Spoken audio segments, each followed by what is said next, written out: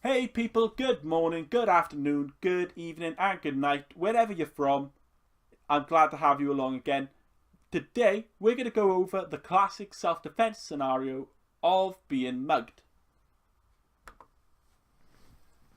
Here's the situation. Although muggings are rare, it is important to have a plan. The key to a good plan is in its simplicity. So let's take a look at this in detail. We have proacting versus reacting. One of those typical memes, eh? Keep calm and stop reacting. I won't push this in your face for too long. What is reacting? Reacting is based on a natural instinct. So for example, if somebody pulls a knife out on you and you scream, they're probably going to want to stab you to stop you from screaming. Therefore, that reaction is not overly helpful. Proacting, however, is based on training.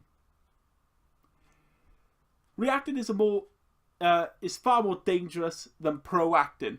Reacting is irrational, whilst proacting is fully rational. So how do we want to proact? The negotiation. And it's a very simple negotiation. If he's armed, you give him the money.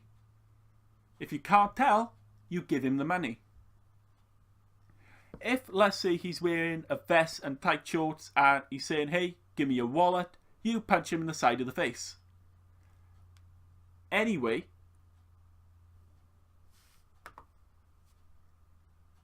if they're bladed or not, sometimes it can be quite difficult to tell. It's,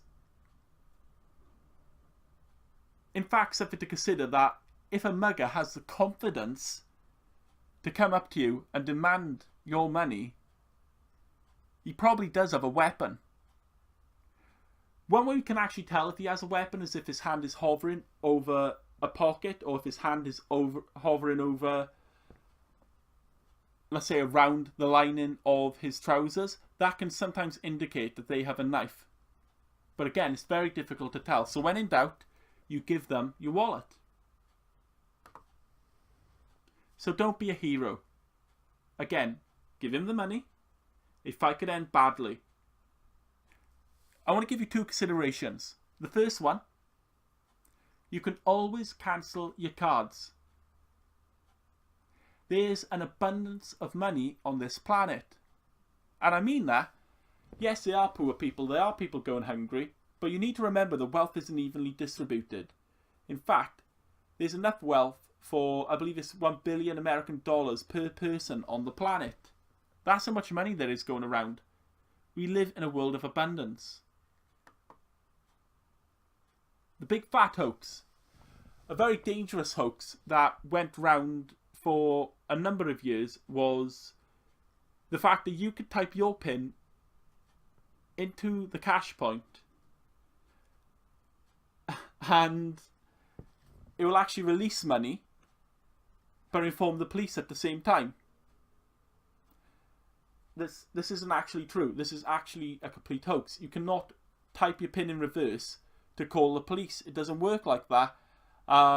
And people going about spreading that fact have actually done a very dangerous thing to our society. If you are forced to go to the cash point to make a withdrawal, just do it. I'll just read this bullet point again just to elaborate on what I just said.